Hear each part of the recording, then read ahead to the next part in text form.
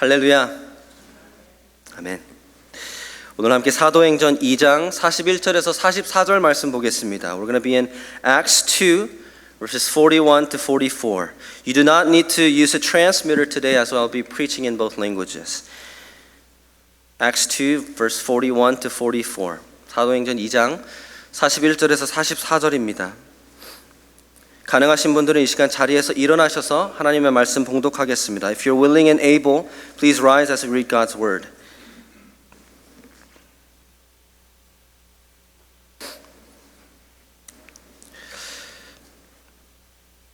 오늘 말씀은 제가 봉독해 올리겠습니다. Today I'm going to read this out loud for us, but please follow along. Acts 2 verses 41. So those who received his word were baptized, and there were added that day about 3,000 souls. And they devoted themselves to the apostles' teaching and the fellowship, to the breaking of bread and the prayers. And awe came upon every soul, and many wonders and signs were being done through the apostles. And all who believed were together and had all things in common. 아멘. 자리에 앉으시면 되겠습니다.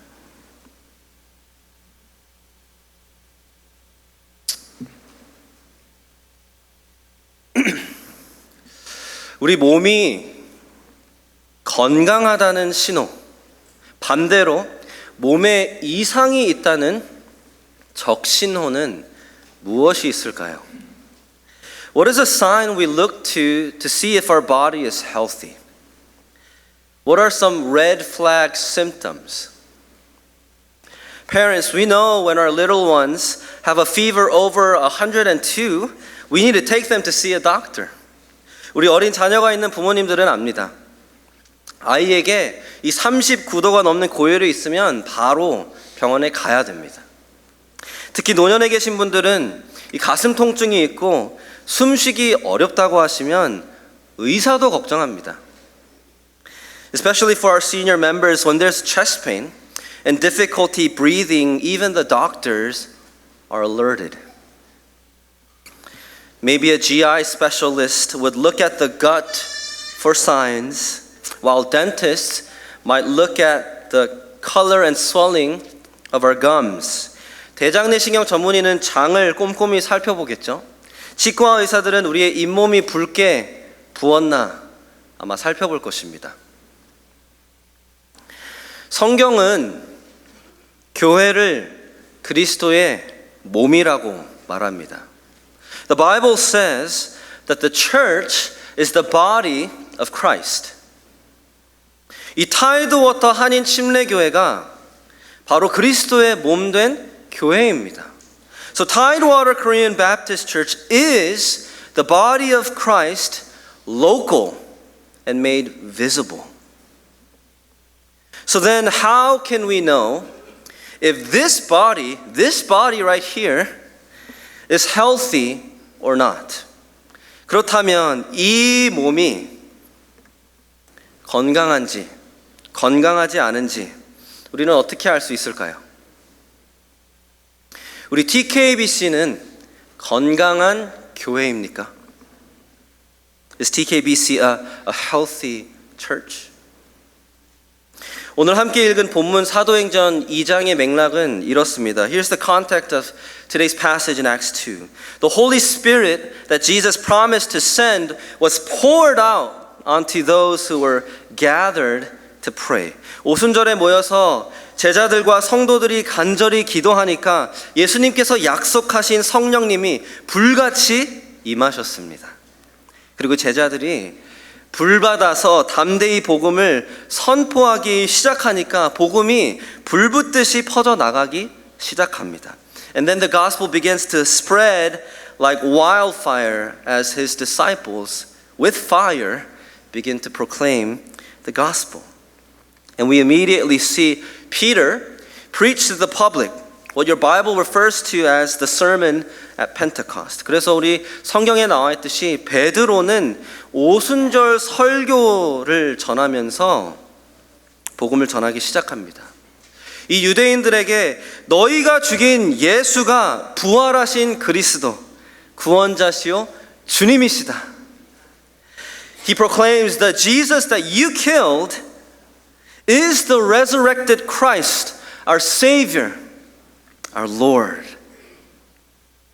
And those that were listening to the gospel we see in Acts 2, it says that they were cut to the heart. 이 복음을 들은 사람들의 마음이 찔렸다, 찢어졌다 라고 성경은 표현하고 있습니다. 그래서 그들이 베드로에게 묻습니다. 그러면 도대체 어떻게 해야 됩니까? So they ask him, with a cut heart, they ask him, so then what must we do? And Peter says, repent and be baptized in the name of Jesus Christ. 그래서 베드로가 말합니다. 회개하고 예수 그리스도의 이름으로 침례를 받으라. 성령을 받으라. Receive the gift of the Holy Spirit. 사랑하는 성도 여러분, 이것이 또한 우리가 듣고 회개하고 믿음으로 반응한 복음 아닙니까? Isn't this the gospel that you and I heard and responded with repentance and faith? Our sinless, perfect Savior died. He bled and died on the cross for our sin. 우리의 죄가 없으시고 완벽하신, 완전하신 구원자 되신 예수님께서 우리의 죄를 용서해 주시려고 십자가에 매달려 보혈 흘리시고 죽으셨습니다. You see, Jesus paid the price for our sins. 예수님께서 우리의 죄값을 치러 주신 것입니다. 우리가 치를 수 없었기 때문에 예수님의 피가 감당한 것입니다. He paid the price for our sins because we couldn't pay for it. Nothing that we would ever do would pay that price. And the Bible tells us Jesus rose again on the third day. 그리고 그 예수님은 3일 만에 부활하셨습니다. 아멘. 그리고 하나님께서는 이 복음을 듣고 회개하고 예수 그리스도를 죽으시고 부활하신 나의 구원자 주님으로 영접하면, 믿는다면 우리를 구원하신다 말씀하셨습니다. And God says, if you hear this gospel and you repent of your sins, you say, God, forgive me of my sins, and I turn my life around to you, and I trust that Jesus is the Lord and Savior who died and rose again. When you do that, God saves. Praise God. 예수님의 보혈로 우리의 죄값을 감당해 주셔서 우리는 정결하게 씻김을 받은 것입니다. 이제는 주님의 거룩하심 그 의를 입게 된 것입니다. By His blood we've been cleansed. And now we have been clothed with Christ's righteousness. Praise God. Now comes our text in verse 41. 그렇게 오늘 본문 41절에 오게 됩니다. 이렇게 나와 있죠. So those who received His word were baptized, and there were added that day about 3,000 souls. 이 날에만 이 복음을 듣고 받아들인 3,000명이 구원받고 침례받는 엄청난 역사가 일어난 것입니다. Just this day, 3,000 lost souls were saved. And they were baptized. But notice that they were added that day. 그런데 3,000이나 더하더라라고 표현이 되어 있죠. 더하더라라는 것은 무슨 말을 하는 걸까요? 복음, 진정한 회심, 침례까지의 일이 일어날 때 동시에 영적으로 생기는 변화가 하나 있습니다. You see, what happens is when there's gospel, true conversion, and then you make your faith public by being baptized, there's a spiritual change that happens. Paul tells us in 1 Corinthians 12:13, 바울이 고린도전서 12장 13절에 보면 이렇게 표현합니다. For in one spirit we were all baptized into one body. Jews or Greeks, slaves or free. 다 한 성령으로 침례를 받아 한 몸이 되었고. 그러니까 지금 이 3,000명이 그 즉시 예수 그리스도의 몸에 더해진 것입니다. So what happened here is that those 3,000 souls were added to the body of Christ. They became a part of the church. 교회의 일원이 된 것입니다. 여기에서 우리가 잘 알다시피 교회는 이 눈에 보이지 않는 우주적인 개념이 있죠. Here we need to remember that when we talk about the church, there's a church in the universal sense. The church that is the true church that is invisible. 그 그리스도의 몸된 교회에는 나라와 민족과 언어와 장소와 시간을 초월해서 모든 신자가 즉각적으로 속하게 되는 그리스도의 몸입니다. So despite nation, ethnicity, language, tongue, place, even time, as soon as you believe in Jesus Christ as your Lord and Savior, you're added to that body of Christ, the universal church.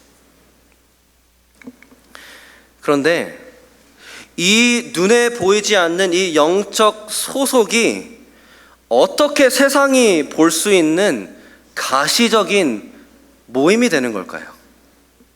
But then how does then this invisible universal church become visible for the world to see? 그것은 바로 교회를 통해서입니다. 우리가 소위 말하는 지역 교회가 그 우주적인 교회를 눈에 보이게끔 해주는 것입니다. It's the local church. It's the local church that makes the universal church visible, tangible.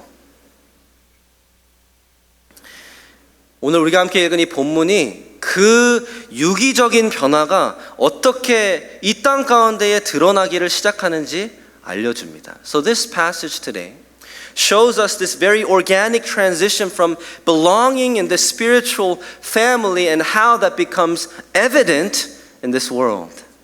그래서 오늘 이 본문을 통해서 우리가 볼 수 있는 것이 바로 교회의 모습입니다. So this passage today tells us the features of a church. In other words, what it means to be a healthy church. 그러니까 건강한 교회의 모습을 오늘 본문에서 우리가 발견할 수 있다라는 것입니다. 그래서 오늘 함께 이 건강한 교회에 대해서 보기를 원하는데요. 첫 번째 오늘 본문을 통해서 우리가 기억하기 원하는 것은 이것입니다. 건강한 교회는 모인다라는 것입니다. 건강한 교회는 모인다. The first thing we're going to look at of a healthy church is a church that gathers. A healthy church gathers. Continue with me in verses 42 and 44. And they devoted themselves to the apostles' teaching and the fellowship, to the breaking of bread and the prayers. And awe came upon every soul, and many wonders and signs were being done through the apostles. And all who believed were together and had all things in common. 이 건강한 교회의 모습, 기본적인 교회의 모습이 이 본문에 나와 있습니다. In this passage we see a lot of features of a healthy church. The most basic things that a church must do together. But if you think about it, there's a prerequisite to all of that. 잘 생각해 보시면 그런데 이 건강한 교회가 함께 할 수 있는 이 모든 것들의 전제 조건이 있습니다. 한 자리에 모였다라는 것입니다. It's that they gathered together. 44절을 한번 보십시오.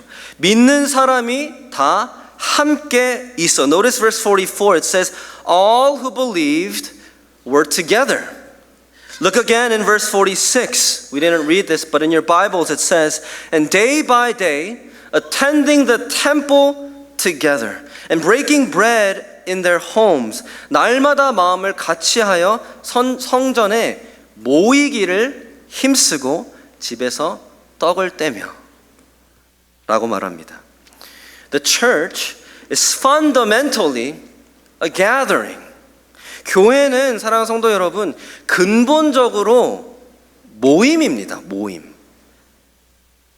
마태복음 16장과 18장에 예수님께서 교회를 세우신다 하셨을 때 일부러 사용하신 헬라어 단어가 에클레시아입니다.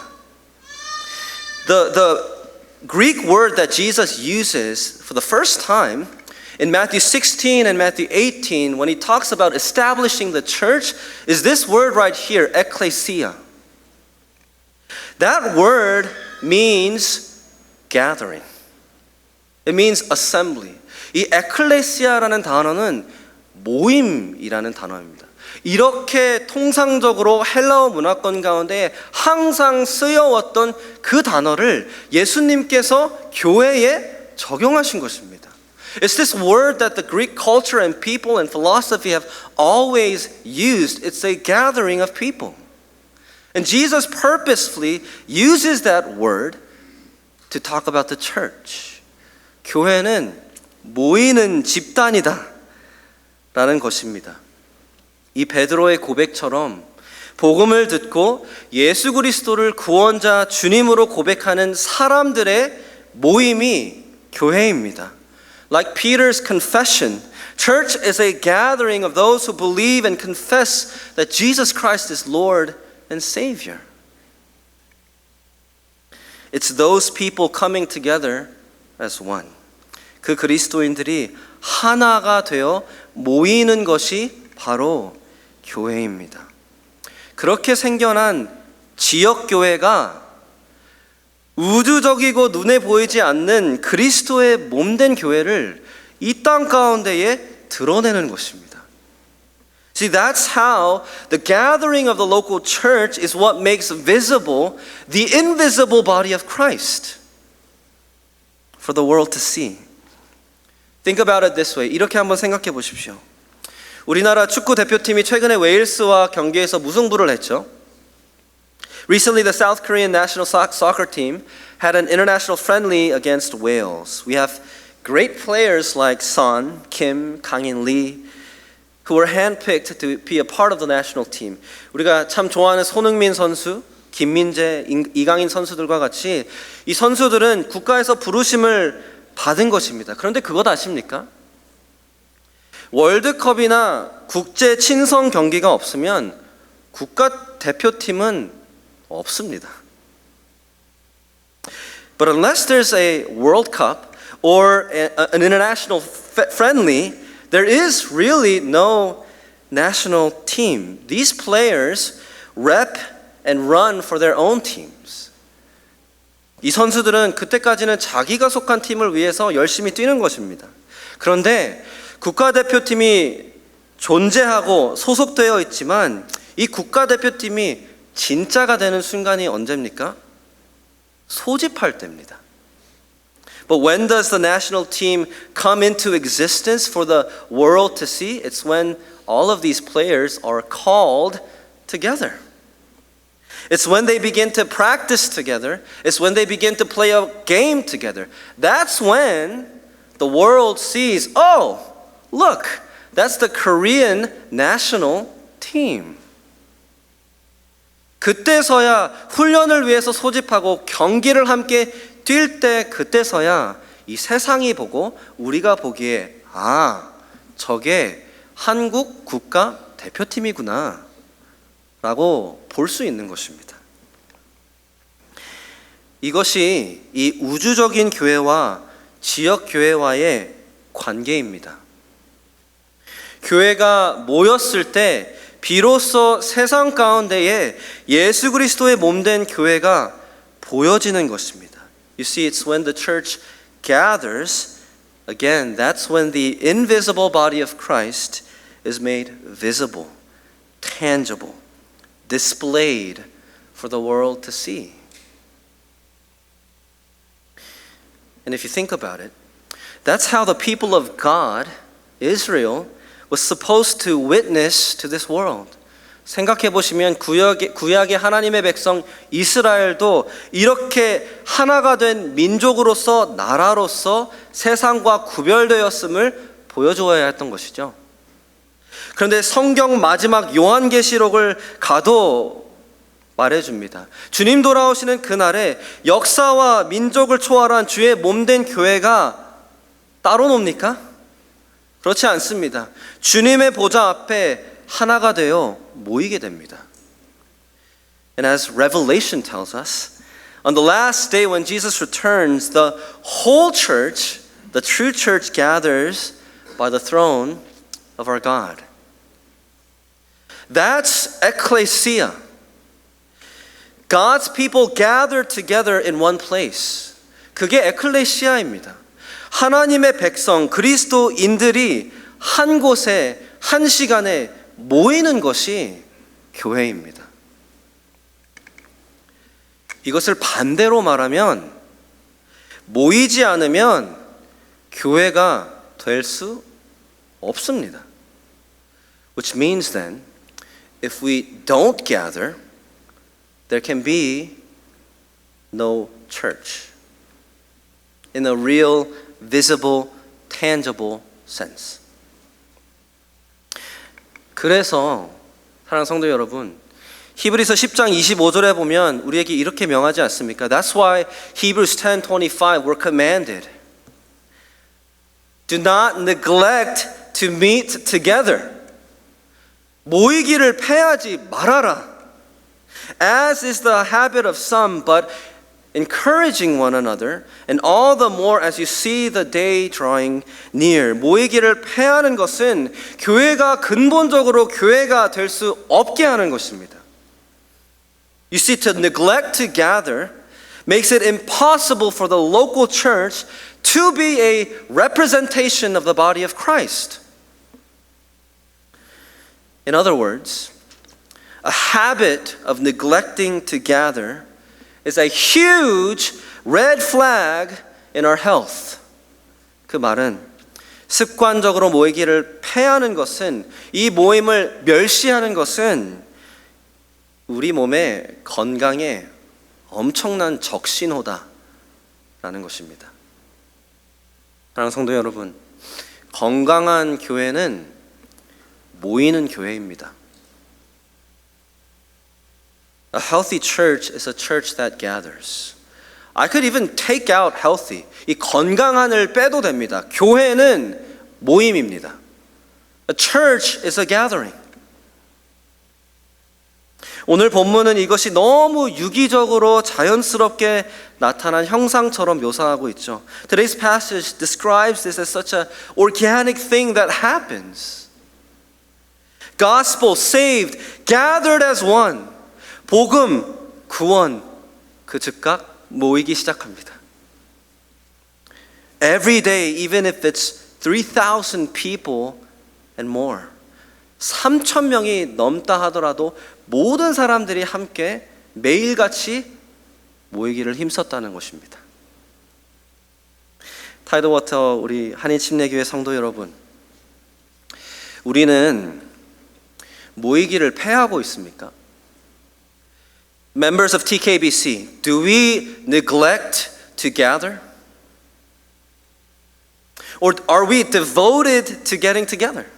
아니면 우리는 모이기를 힘쓰고 있습니까? 내가 원할 때는 모이고 피곤할 때는 안 모여도 되는 것이고 더 중요한 일이 있으면 더더욱이 안 모여도 되는 것이 교회입니까? Do I choose to gather or not based on my preference, my convenience? Have we made so little of this?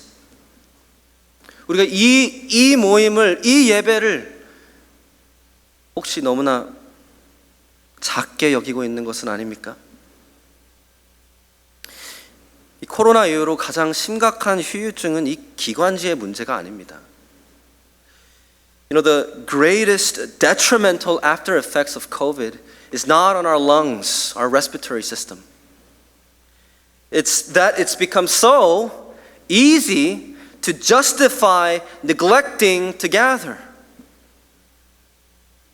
모이기를 패하는 습관이 깊숙이 자리 잡았고 우리는 쉽게 정당화한다는 것입니다. 오해하지 마십시오. 이 출석수 문제가 아니고 헌금과 재정 문제가 아닙니다. We're not talking about numbers. We're not talking about our resources, our offering. This is a problem of our existence and our witness as a church. 이것은 존재론적인 문제이고 빛의 역할을 감당해야 하는 교회로서의 영향력 문제입니다. 사랑하는 성도 여러분, 우리는 건강한 교회입니까? 나는 건강한 교인입니까? Are we healthy as a church? Am I a healthy church member? Now let's come back to our text. We're going to look at just one other sign of health together. 저희가 오늘 본문을 통해서 또 한 가지 건강한 교회의 모습을 좀 집중적으로 보기를 원합니다. 교회가 모여서 그래서 무엇을 합니까? So what does the church do when they're gathered together? 42절을 다시 보시면 이렇게 써 있죠. They've devoted themselves to the apostles' teaching and the fellowship, to the breaking of bread and the prayers. 건강한 교회의 세 가지 모습이 등장합니다. Three marks of a healthy church. Number one, they are devoted to the apostles' teaching, meaning that they were a word-centered church. 사도의 가르침에 목숨을 걸었다라는 것은 하나님 말씀 중심으로 모이는 교회가 되었다라는 것입니다. Number two, fellowship. A kind of fellowship that the world has never seen. 두 번째, 그리스도인의 깊은 교제가 있는 것이 교회입니다. 그래서 마치 한 가족처럼 모든 것을 나누고 떡을 떼고 인생을 함께 합니다. So they, like a family, share everything, break bread, they do life together. 그리고 마지막으로 오로지 기도하기를 힘씁니다. Lastly, prayer. They were devoted to pray. They were devoted to the prayer. 주님께서 허락하신다면 다음에는 좀 여러 설교를 걸쳐서 이 건강한 교회에 대한 말씀을 나누기 원합니다. 그리고 이 본문도 더 상세하게 보겠습니다. Lord willing, in the future we'll have an entire series on what it means to be a church and what a healthy church is. But today, let's focus on this last part. 오늘은 근데 이 마지막 부분에 집중하기 원합니다. 사랑하는 성도 여러분, 건강한 교회는 함께 기도하기에 힘쓰는 교회입니다. Brothers and sisters, a healthy church is a church that's devoted to pray together. It's a church that's devoted to pray together. 청교도 신학자 토마스 왓슨이 이런 명언을 남겼습니다. Puritan theologian Thomas Watson left us with this gem of a quote about prayer. He says, prayer is the soul's breathing itself into the bosom of its heavenly Father. 기도는 하나님 아버지의 품 안에서 하나님 아버지의 품 안으로 우리의 영혼이 숨을 쉬는 것이다 라고 말합니다. 마치 어린아이가 엄마 품에 안겨서 새근새근 숨을 쉬는 것처럼 기도는 아버지의 품에 안겨서 숨 쉬는 것이다. It's like a child, a young baby in his mother's arm, quietly breathing. That's what prayer is. 왜 그럴까요? Why? You see, let's just remember once again, we couldn't come to God before. We were sinners. 우리는 기억해야 하겠죠. 우리는 하나님 앞에 나올 수 없는 죄인이었습니다. 그런데 오늘 칼럼에도 제가 기록했듯이 우리가 함께 찬양했듯이 우리는 보혈로 정결하게 씻김 받은 것입니다. But as I wrote in the column of our bulletin today, we've been cleansed by the blood of Jesus. And now we can come to God. 그래서 우리는 이제 하나님께 나아올 수 있게 된 것입니다. 그런데 바울은 로마서 8장 15절에서 16절까지 이렇게 설명합니다. And Paul explains for us in Romans 8:15, 16, For you did not receive the spirit of slavery to fall back into fear, but you have received the spirit of adoption as sons by whom we cry, Abba, Father. The Spirit Himself bears witness with our spirit that we are children of God. We have become children of God, sons and daughters of God that cries out, 아빠! 우리가 구원받았을 때 즉각적으로 우리의 영혼은 하나님 아버지께 아버지라고 부르짖습니다. Praise God. 근데 예수님께서 우리에게 기도를 가르쳐 주실 때 마태복음 6장에 보면 이렇게 말씀하시죠. 아버지께서 너희의 모든 필요를 다 아시니까 이렇게 기도하여라. So when Jesus teaches us to pray in Matthew 6, He says, your Father knows everything that you need, so pray like this. And then how does that prayer begin? Our Father in heaven. 하늘에 계신 우리 아버지요. 라고 기도하게 하시죠. 사랑하는 형제 자매 여러분, 우리의 영이 하나님 아버지의 품 안에 들어가서 숨을 쉴 수 있는 것입니다. Brothers and sisters, our soul can breathe in our Father's arms as we pray. 그런데 이 주기도문을 한번 눈여겨 보십시오. Now pay attention though to the language of how Jesus teaches us to pray. Our Father in heaven, hallowed be your name, your kingdom come, your will be done on earth as it is in heaven. Give us our daily bread. Forgive us as we forgive our debtors. Lead us not into temptation, but deliver us from evil. 우리의 기도입니다. 우리의 기도. Jesus teaches us and gives us our prayer. It's this prayer that unites our hearts by a united request. 우리가 한 마음으로 같은 기도 제목으로 기도할 수 있게 예수님이 처음부터 가르쳐 주신 것입니다. 우리 아버지의 영광과 나라와 뜻을 함께 구합니다. 왜 그렇습니까? 이것이 우리의 존재 목적입니다. We have the same Father, we have the same goal, His glory and His kingdom. So we pray together. We are utterly dependent on God with everything. 우리는 우리의 모든 필요를 아시는 하나님께 기댈 수밖에 없는 사람들입니다. 다 똑같습니다. 그리고 우리는 똑같은 원수가 있습니다. And we all have the same enemy. That's why the church throughout history has always prayed the Lord's Prayer together. 그래서 교회는 역사 가운데 항상 주기도문으로 함께 기도한 것입니다. 신기하지 않습니까? 우리는 기도를 혼자 하는 것으로 생각합니다. 개인적으로 골방에서 하는 것으로 생각합니다. 그런 기도 분명히 필요